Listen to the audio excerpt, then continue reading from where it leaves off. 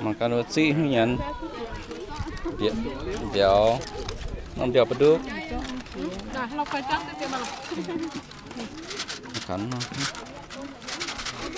bật đúc nó là bật đúc ý nó sẽ bật đúc rồi cái đó tôm sồm nó bật đúc ở cua nè cái này đây nè hiu this one spicy nó có tua xây gì nó tổ chức làm phân phần siêu nhau cả tổ chức làm phân tay nhận nha nó bèo bè cái này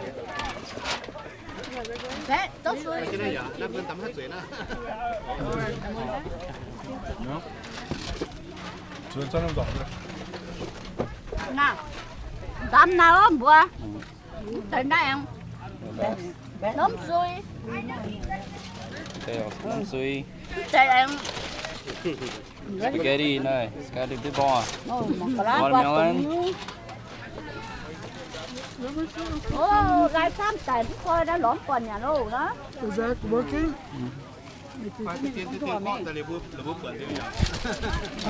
nó bè sáu ta Is that video? Yes. Just put Milo stand down there.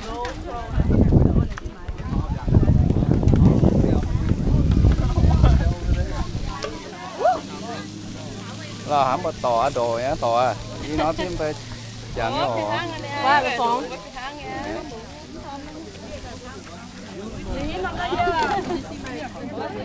sao cú hả mẹ Me? I don't need. I use on people's phone. I got the. khách nó like mà khách nó mà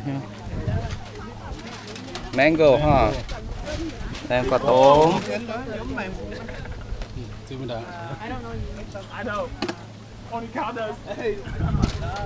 egg roll your mom make that no, you press stop say she my mom make that make egg roll today oh mình nương jackfruit pretty good yeah.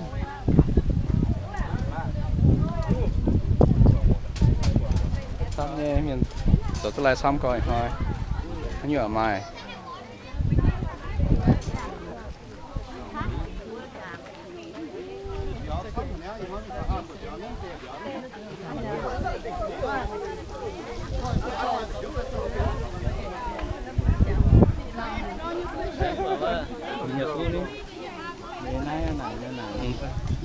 vào tầm cuối hả?